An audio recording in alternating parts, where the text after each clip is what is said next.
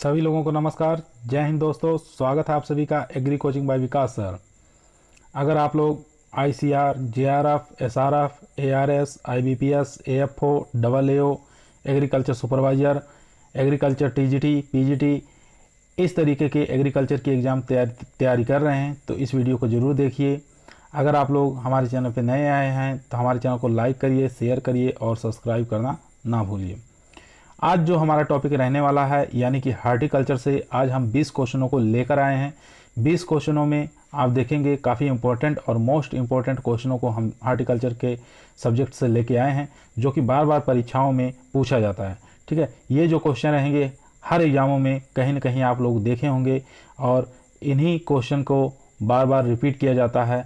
तो चलिए शुरुआत करते हैं आज के अपने फर्स्ट क्वेश्चन से।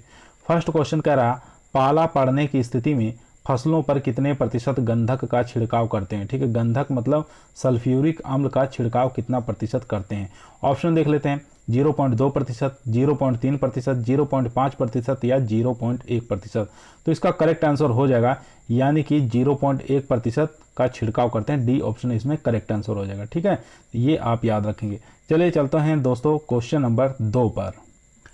क्वेश्चन नंबर 2 यहाँ पे देखें, काफ़ी इंपॉर्टेंट और मोस्ट इंपॉर्टेंट क्वेश्चन है जो बहुत बार एग्जाम में पूछा गया है। क्वेश्चन कह रहा है, उत्तरी भारत में अंगूर की प्रूनिंग करने का सही तरीका क्या होता है। ठीक है, प्रूनिंग का अर्थ होता है यानी कि काट छांट। अगर हम अच्छे आकार के फल प्राप्त करने हैं, अच्छी उच्च क्वालिटी के फल प्राप्त करना है तो हमें प्रूनिंग करने की काफ़ी ज़्यादा आवश्यकता पड़ जाती है। प्रूनिंग करने से ये भी लाभ होता है कि सूखी और रोगग्रस्त जो टहनियाँ होती हैं उनको हटा दिया जाता है और पौधे को एक अच्छा आकार प्रदान मिल जाता है। ठीक है, और फल और फूल अच्छी क्वालिटी के उसमें मिलते हैं, इसलिए प्रूनिंग किया जाता है। तो यहाँ पे पूछा है अंगूर की प्रूनिंग करने का सही समय क्या है। ऑप्शन देख लेते हैं। फर्स्ट ऑप्शन अप्रैल मई, अक्टूबर नवंबर, अप्रैल या दिसंबर से जनवरी। इन चारों में से बताइए कौन सा करेक्ट आंसर हो जाएगा।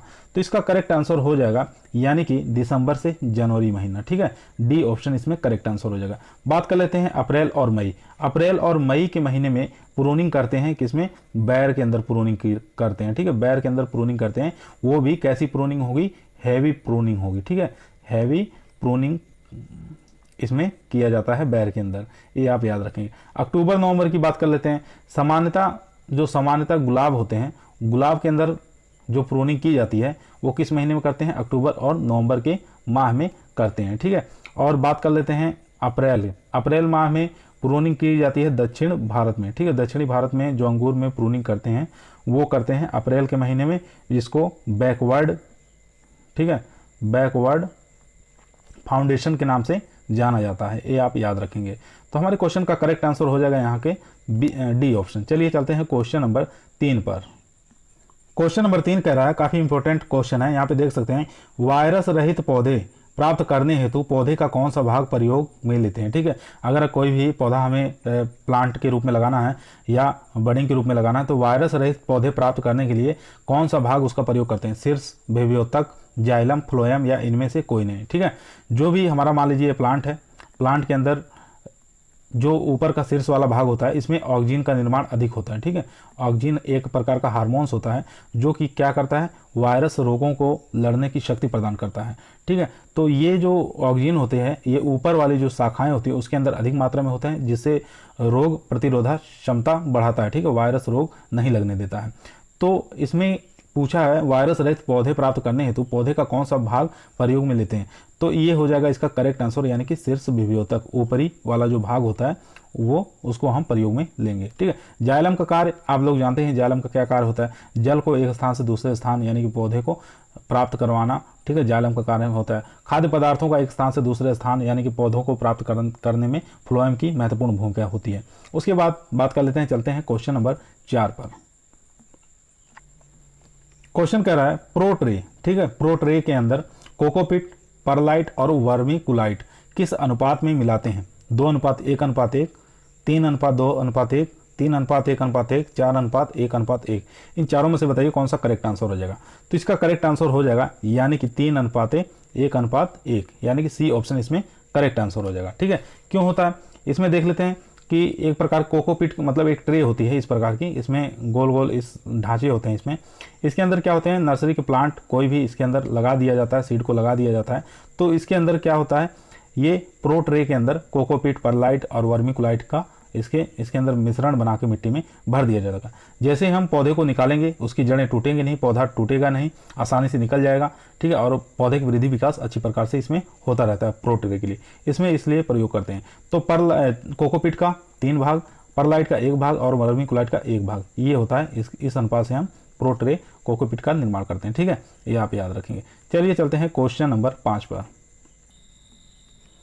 क्वेश्चन नंबर 5 कह रहा है रिचम्ड लैंड प्रभाव संबंधित है, ठीक है। इसमें बताना है रिचम्ड लैंड जो है प्रभाव ये किससे संबंधित है, जिब्रेलिन से, साइटोकाइनिन से, या एस्बेसिक एसिड से, या इथाइलिन से। इथाइलिन का मुख्य कार्य आप लोग जानते हैं क्या होता है, फलों को पकाने में, ठीक है, फलों को पकाने में मुख्य भूमिका कौन निभाता है, इथाइलिन निभाता है। उसके बाद इसका करेक्ट आंसर पहले देख लेते हैं। इसका करेक्ट आंसर हो जाएगा यानी कि बी ऑप्शन इसमें करेक्ट आंसर हो जाएगा, साइटोकाइनिन। साइटोकाइनिन रिचम्ड लैंड का प्रभाव कहलाता है, ठीक है। इसलिए कहलाता है क्योंकि साइटोकाइनिन जो होता है, साइटोकाइनिन के क्या क्लोरोफिल का निर्माण करता है जो कोशिकाओं को नष्ट होने से बचाता है, ठीक है। इसका मुख्य कार्य होता है कि इसका मुख्य क्या कार्य होता है, कोशिका विभाजन, ठीक है। इसका मुख्य कार्य होता है कोशिका विभाजन साइटोकाइनिन का। जिब्रेलिन का कार्य आप लोग जानते हैं, जिब्रेलिन का क्या कार्य होता है, सुसुप्ता अवस्था तोड़ना, ठीक है, सुसुप्ता अवस्था तोड़ना, ये जिब्रेलिन का कार्य होता है। और लंबाई बढ़ाने में भी महत्वपूर्ण भूमिका निभाता है कौन, जिब्रेलिन। उसके बाद बात कर लेते हैं एस्बेसिक एसिड, ठीक है। एस्बेसिक एसिड मतलब सी वाला, ये क्या करता है, रंध्र, ये बहुत बार एग्जाम में पूछा गया है, रंध्रों को क्या करता है, बंद कर देता है एस्बेसिक एसिड, ठीक है। तो इसका कार्य होता है रंध्रों को बंद करना। तो हमारा क्वेश्चन का करेक्ट आंसर हो जाएगा रिचम्ड लैंड का प्रभाव जो है साइटोकाइनिन से संबंधित है। साइटोकाइनिन का मुख्य जो कार्य होता है कोशिका विभाजन होता है। बाकी इथाइलिन के बारे में जानते हैं, फलों को पकाने के रूप में कार्य होता है। जिब्रेलिन का सुसुप्तावस्था तोड़ने में काम करता है, ठीक है। ये सब हार्मोन्स हैं, ठीक है, ये आप याद रखेंगे। चलिए चलते हैं क्वेश्चन नंबर 6 पर। क्वेश्चन कह रहा है कठोर काष्ठीय कलम की लंबाई कितनी होती है, ठीक है। काफी इंपॉर्टेंट क्वेश्चन है। हार्डवुड कटिंग का पूछ रहा है लंबाई कितनी होनी चाहिए, 15 से 20 सेंटीमीटर, 22 से 25 सेंटीमीटर, या 10 से 15 सेंटीमीटर, या 5 से 7 सेंटीमीटर। तो इसका करेक्ट आंसर हो जाएगा यानी कि 22 से 25 सेंटीमीटर।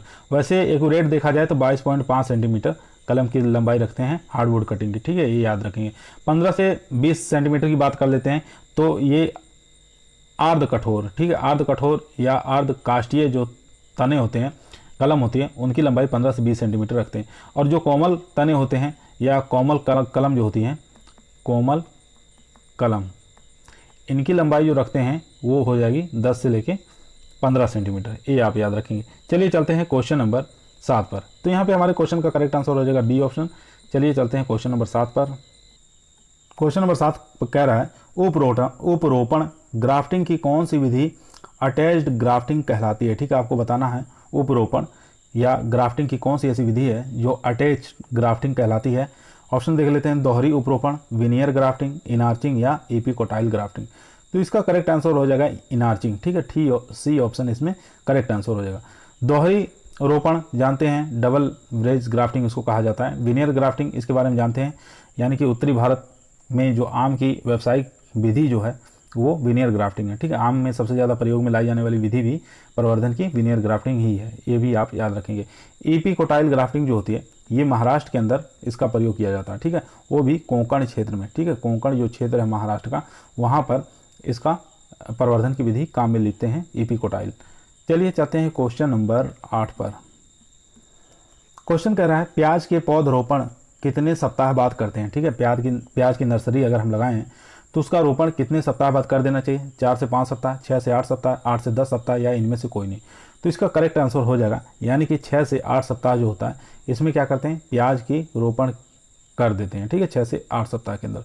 और बाकी जितनी भी सब्जियां होती हैं, सामान्य सब्जी के लिए कितनी रखते हैं, 4 से लेके 5 सप्ताह के बीच में हम पौधे का रोपण कर देते हैं। सामान्य सब्जियों के लिए जैसे बैगन हो गया, मिर्च हो गया, ठीक है, और गोभी हो गया, इस प्रकार की सब्जियां जितनी भी होती हैं उनकी 4 से 5 सप्ताह पर रोपण कर देते हैं। और बाकी इसमें प्याज का पूछा है तो प्याज की जो नर्सरी है ट्रांसप्लांटिंग करने के लिए 6 से लेकर 8 सप्ताह में तैयार हो जाती है, ठीक है। तो बी ऑप्शन इसमें करेक्ट आंसर हो जाएगा। चलिए चलते हैं क्वेश्चन नंबर 9 पर। क्वेश्चन कह रहा है पायरेथ्रम किससे प्राप्त होता है, बिलपत्र से, गुलदाउदी से, प्याज से, या पत्ता गोभी। तो इसका करेक्ट आंसर हो जाएगा यानी कि गुलदाउदी से पायरेथ्रम प्राप्त होता है, बी ऑप्शन इसमें करेक्ट आंसर हो जाएगा। बेलपत्र में क्या पाया जाता है आप लोग जानते हैं, मार्मेलोसिन, ठीक, मार्मेलोसिन किस में पाया जाता है, बेलपत्र में पाया जाता है। प्याज के अंदर एक कवक प्रतिरोधी तत्व पाया जाता है जिसको केटाचोल के नाम से जाना जाता है, ठीक है, केटाचोल के नाम से जाना जाता है। पत्ता गोभी में क्या पाया जाता है, ठीक है, एंडोल 3 कार्बोलिल, ठीक है, एंडोल 3 कार्बोरिल जो पाया जाता है वो पत्ता गोभी में पाया जाता है, केटाचोल इसमें पाया जाता है प्याज में, और गुलदाउदी के अंदर पायरेथ्रम पाया जाता है, और बेलपत्र के मार्मेलोसिन पाया जाता है, ठीक है, ये आप याद रखें। चलिए चलते हैं क्वेश्चन नंबर 10 पर। एक और क्वेश्चन, बेहतरीन क्वेश्चन देखेंगे यहाँ पे। क्वेश्चन कह रहा है संतरे का वानस्पतिक नाम क्या होता है, ठीक है, आपको बताना संतरे का बॉटनिकल नेम क्या होता है। पहला ऑप्शन देख लेते हैं, citrus reticulata, citrus sinensis, citrus aurantifolia. चौथा ऑप्शन है इनमें से कोई नहीं। तो इसका करेक्ट आंसर हो जाएगा यानी कि फर्स्ट ऑप्शन, ठीक है, सिट्रस रेटिकुलेटा, ये होता है संतरे का बॉटनिकल नेम। सिट्रस साइनेंसिस किसका वैज्ञानिक नाम होता है, तो ये हो जाएगा माल्टा का वैज्ञानिक नाम सिट्रस साइनेंसिस, ठीक है। सिट्रस ओरेंटिफोलिया ये हो जाएगा नींबू का, ठीक है, नींबू का वैज्ञानिक नाम सिट्रस ओरेंटिफोलिया, और माल्टे का सिट्रस साइनेंसिस, और संतरे का हो जाएगा सिट्रस रेटिकुलाटा। इन चारों वैज्ञानिकों नाम को आपको बढ़िया से याद कर लेना है, ठीक है, बहुत बार एग्जाम पूछा जाता है। चलिए चलते हैं क्वेश्चन नंबर 11 पर। क्वेश्चन यहाँ पे पूछ रहा है पूसा नारंगी, पूसा बसंती, पूसा अर्पिता, पूसा बहार कौन से गेंदे की महत्वपूर्ण किस्में हैं। अफ्रीकन गेंदा, फ्रेंच गेंदा, टिगेटिस सिग्नाटा या कैलिफोर्नियन गेंदा। इन चारों में से बताइए कौन सा करेक्ट आंसर हो जाएगा। तो इसका करेक्ट आंसर हो जाएगा यानी कि अफ्रीकन गेंदा। पूसा नारंगी, पूसा बसंती, पूसा अर्पिता और पूसा बहार, ठीक है, ये सब किसकी किस्में हैं, अफ्रीकन गेंदे की है। अफ्रीकन गेंदे के वैज्ञानिक नाम बता देंगे, क्या हो जाएगा, टेगेटस इरेक्टा, ठीक है, टिगेटस इरेक्टा, ये हो जाएगा अफ्रीकन गेंदे का वैज्ञानिक नाम। फ्रेंच गेंदे का वैज्ञानिक नाम हो जाएगा टिगेटस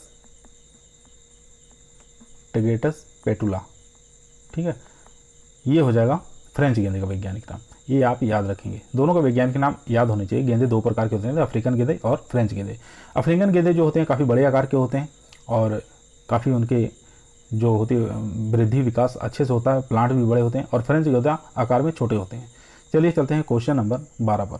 क्वेश्चन यहाँ पे देख सकते हैं, काफ़ी बेहतरीन क्वेश्चन है। क्वेश्चन पूछ रहा है गुलाब की वह प्रजाति जिसमें सबसे अधिक मात्रा में क्या पाया जाता है, तेल की मात्रा पाई जाती है, ठीक है, उसको आपको बताना, रोजा डोमेसिना, रोजा इंडिका, रोजा चाइनेंसिस या रोजा सेंटिफोलिया। इन चारों में से बताइए कौन सा ऐसी गुलाब की प्रजाति है जिसके अंदर तेल की मात्रा हाईएस्ट पाई जाती है, ये आपको बताना है। चलिए देख लेते हैं। तो इसका करेक्ट आंसर हो जाएगा रोजा डेमेसिना, ठीक है, ये ऑप्शन इसमें करेक्ट आंसर हो जाएगा। इसके अंदर क्या होता है, तेल की मात्रा कितनी पाई जाती है, 0.05% तक इसके अंदर तेल की मात्रा पाई जाती है। ये कहाँ पे लगती है, राजस्थान में, ठीक है, राजस्थान में कहाँ पे, हल्दी घाटी जो क्षेत्र है, ठीक है, हल्दी घाटी का जो क्षेत्र है या नागौर का जो क्षेत्र है, ठीक है, वहाँ पर इस गुलाब की प्रजाति को आसानी से लगाया जाता है और अधिक मात्रा में उन क्षेत्रों पर उत्पादन किया जाता है।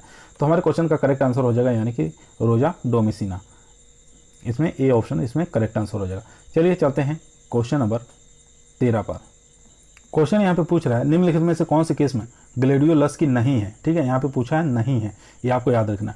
पीटर, पियर्स, पंजाब, फ्लेम या सुपरस्टार या नजराना, इन चारों में से बताइए कौन सा ग्लेडियोलस की प्रजाति नहीं है या किस्म नहीं है। तो इसका करेक्ट आंसर हो जाएगा यानी कि सुपरस्टार। सुपरस्टार किस्म नहीं है किसकी, ग्लेडियोलस की, क्योंकि ये किसकी किस्म हो जाएगी, ये हो जाएगी गुलाब की, ठीक है, गुलाब की किस्म हो जाएगी सुपरस्टार, ठीक है, वो भी कौन सी, हाइब्रिड टी जो गुलाब होता है उसकी ये किस्म है सुपरस्टार। चलिए चलते हैं क्वेश्चन नंबर 14 पर। क्वेश्चन कह रहा है कौन सी टमाटर की बहु रोग प्रतिरोधी किस्म नहीं है, ठीक है, यहाँ पे नहीं पूछा है, बहु प्रतिरोधी किस्म नहीं है। अर्का विकास, अर्का रक्षक, अर्का सम्राट या अर्का अभेद, इन चारों में से बताइए कौन सा करेक्ट आंसर हो जाएगा। तो इसका करेक्ट आंसर हो जाएगा यानी कि अर्का विकास, ठीक है, अर्का विकास टमाटर की ऐसी किस्म है जहाँ पर कम पानी की आवश्यकता होती है, उन क्षेत्रों पे अर्का विकास को आसानी से लगाया जा सकता है। बाकी बहु रोग प्रतिरोधी किस्म नहीं पूछा है तो अर्का विकास हो जाएगा। बाकी अर्का रक्षक, अर्का सम्राट, अर्का अभेद, ये सब प्रतिरोधक किस्में हैं, ठीक है। चलिए चलते हैं क्वेश्चन नंबर 15 पर। क्वेश्चन देख सकते हैं बेमेल को छांटना है, ठीक है, इसमें से 3 ऑप्शन जो है एकदम करेक्ट होंगे, एक इसमें से एकदम गलत होगा, ठीक है। इन चारों में से बताइए कौन सा बेमेल को छांटना है आपको। देख लेते हैं। अर्का अनमोल का क्रॉस क्या अल्फांसो और जनार्दन पसंद के बीच में है। अर्का पुनीत क्या इसका क्रॉस जो है अल्फांसो और बैगनपल्ली की है। अर्का अरुणा बैगनपल्ली अल्फांसो के बीच में है, या पूसा पीताम्बर आम्रपाली और सनसनसन के बीच में है। तो इसका करेक्ट आंसर हो जाएगा यानी कि पूसा पीताम्बर, ठीक है। इसका क्रॉस जो है वो हो जाएगा, सनसनसन को काट देंगे, इसका हो जाएगा यहाँ पर लाल सिंदूरी, ठीक है, किसके बीच में, लाल सिंदूरी के बीच में क्रॉस है, ठीक है, आम्रपाली और लाल सिंदूरी के बीच में क्रॉस करके पूसा पीताम्बर वैरायटी निकली। तो हमारा यहाँ पे करेक्ट आंसर हो जाएगा डी। और बाकी सबसे ज़्यादा आने का एग्जामों में चांस रहता है अर्का अरुणा का, अर्का पुनीत का। ये बहुत बार एग्जामों में जैसे AAO हुआ, एग्रीकल्चर सुपरवाइजर हुआ, TA का हो गया, ठीक है, और इसी प्रकार PGT का हो गया, TGT का, IBPS या 4AAO, इन सब एग्जामों में ये सब क्वेश्चन बार बार रिपीट होते हैं। इसको आप बढ़िया से देख लेंगे एक बार। चलिए चलते हैं क्वेश्चन नंबर 16 पर। क्वेश्चन यहाँ पे कह रहा है पत्ता गोभी की अगेती और पछेती किस्मों की क्रमांश बीज दर बताना है, ठीक है। सबसे पहले आपको बताना है कि अगेती कौन सी है, अगेती का बीज दर कितना लगता है, ठीक है। उसके बाद हम देखेंगे पछेती का बीज दर कितना लगता है। ये क्रम अनुसार आपको बताना है। देख लेते हैं 500 ग्राम, 800 ग्राम, 500 ग्राम 300 ग्राम, या 600 ग्राम 200 ग्राम, या 800 ग्राम या 300 ग्राम। तो इसका करेक्ट आंसर हो जाएगा, यानी कि अगेती का बीज दर कितना लगता है, 500 ग्राम लगेगा। और यहाँ पे पूछा पछेती का बीज दर कितना लगेगा, 300 ग्राम लगेगा, ठीक है। तो इसका करेक्ट आंसर हो जाएगा, यानी कि बी ऑप्शन इसमें करेक्ट आंसर हो जाएगा। चलिए चलते हैं क्वेश्चन नंबर नेक्स्ट पर। उससे पहले एक बार देख लेते हैं पत्ता गोभी की जो कुछ किस्में होती हैं, काफ़ी फेमस होती हैं, जैसे प्राइड ऑफ इंडिया, ठीक है, गोल्डन एकड़। ये सब किस्में बार बार पूछा जाता है एग्जामों में कि गोल्डन एकड़ किसकी प्रजाति है, प्राइड ऑफ इंडिया किसकी प्रजाति है। तो ये सब हो जाएंगी पत्ता गोभी की किस्में हैं, ठीक है। बीज दर आपको बताई दी हैं, 500 ग्राम अगेती के लिए लगेगा, पछेती के लिए 300 ग्राम प्रति हेक्टेयर बीज दर लगेगा। चलिए चलते हैं क्वेश्चन नंबर 17 पर। क्वेश्चन कह रहा है सही विकल्प का चयन करना है, ठीक है। इसमें सही विकल्प का आपको चयन करना है और वो भी बॉटनिकल नेम बताना है, ठीक है। जैसे परवल का बॉटनिकल नेम क्या, कॉक्सिनिया इंडिका होता है, या गिलकी का वैज्ञानिक नाम लूफा एक्यू ट्रिगेला होता है, या करेले का वैज्ञानिक नाम मोमोडिका चेरेंसिया होता है, या खरबूजा का सिट्रुलस लेनेटस होता है। इन चारों में से बताइए कौन सा करेक्ट आंसर हो जाएगा। तो करेक्ट आंसर यहाँ पे आप देख सकते हैं कि करेले का बॉटनिकल नेम क्या हो जाएगा, ये मोमोडिका चेरेंसिया हो जाएगा, ठीक है। और यहाँ पे देख सकते हैं कि सिट्रुलस लेनेटस ये किसका हो जाएगा, ये तरबूज का वैज्ञानिक नाम हो जाएगा, ठीक है। तरबूज का वैज्ञानिक नाम हो जाएगा सिट्रुलस लेनेटस। उसके बाद कॉक्सिनिया इंडिका ये वैज्ञानिक नाम हो टिंडिका का, ठीक है। टिंडोरी का वैज्ञानिक नाम हो जाएगा कॉक्सिनिया इंडिका। उसके बाद लूफा एक्यू टेगुला ये हो जाएगा तुरई का, ठीक है। तुरई ये आप याद रखेंगे, ये हो जाएगा इसका वैज्ञानिक नाम। तो हमारे क्वेश्चन का करेक्ट आंसर हो जाएगा यहाँ पे सी ऑप्शन, ठीक है। सी ऑप्शन इसमें एकदम करेक्ट आंसर हो जाएगा। चलिए चलते हैं क्वेश्चन नंबर 18 पर। क्वेश्चन यहाँ पे देख सकते हैं, क्वेश्चन नंबर 18 कह रहा है शुष्क क्षेत्रों में बैर के प्रवर्धन हेतु उपयुक्त मूलवृंत कौन सा होता है, ठीक है। मूलवृंत पूछा यहाँ पे रूट स्टॉक। तो देख लेते हैं कौन सा हो सकता है, जिजिफस नोमुलेरिया, जिजिफस रोडेंटिफोलिया, जिजिफस जुजुबा, या जिजिफस मोरिसियाना। इन चारों में से बताइए कौन सा बैर का जो मूलवृंत होता है वो शुष्क क्षेत्रों के लिए अच्छा माना गया है। तो इसका करेक्ट आंसर हो जाएगा, यानी कि बी ऑप्शन इसमें करेक्ट आंसर हो जाएगा। जिजिफस रोडेंटिफोलिया जो होता है ये बैर की जो शुष्क क्षेत्र होता है उन क्षेत्रों पे इसको आसानी से लगा सकते हैं, ठीक है। और इसकी बात कर लेते हैं, जो जिजिफस नोमुलेरिया है ये बौना मूलवृंत है, कैसा, ठीक है, बैर का बौना मूलवृंत है, ठीक है। ये आप याद रखेंगे। जिजिफस जुजुबा जो होता है इसको चाइनीज बैर के नाम से भी जाना जाता है, ठीक है। चाइनीज बैर अगर पूछ लेता तो जिजिफस जुजुबा। और भारतीय बैर कौन सा है, जिजिफस मोरिसियाना, ये भारतीय बैर हो जाएगा, ये आप याद रखेंगे। चलिए चलते हैं क्वेश्चन नंबर 19 पर। ये देखिए काफ़ी बार पूछा जाता है, एक प्रकार की कहावत है, वो भी अरबी कहावत, ठीक है। लिखा क्या है, अरबी कहावत में लिखा है पैर पानी में और सिर आग में, ठीक है। ये कहावत का संबंध किस फल से है, अनार से, फालसा से, खजूर से, या गोंदा से, जिसको गोंदा को लहसुआ के नाम से जाना जाता है। तो इसका करेक्ट आंसर हो जाएगा, यानी कि खजूर को क्या कहा जाता है, पैर पानी में और सिर आग में, यानी कि सी ऑप्शन इसमें करेक्ट आंसर हो जाएगा। चलिए चलते हैं क्वेश्चन नंबर 20, जो कि आज का हमारा लास्ट सवाल रहेगा, यानी कि लास्ट क्वेश्चन रहेगा। अगर आप लोग दोस्तों हमारे चैनल पर नए आए हैं तो हमारे चैनल को लाइक करिए, शेयर करिए और सब्सक्राइब करना ना भूलिए। हमारे चैनल का नाम यहाँ पे देख सकते हैं, एग्री कोचिंग बाय विकास सर यहाँ पे लिखा हुआ है, ये हमारे चैनल का नाम है, ठीक है। यहाँ पे प्रत्येक सब्जेक्ट की प्लेलिस्ट बनी हुई है, या किसी भी चीज़ की आप तैयारी करना चाहते हैं तो वहाँ पे प्लेलिस्ट में जाकर प्रत्येक वीडियो आप देख सकते हैं। चलिए देखते हैं क्वेश्चन नंबर 20 पर।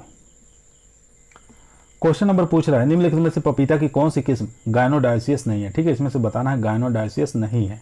Pusa majesty, Pusa delicious, Pusa dwarf, Pusa honeydew.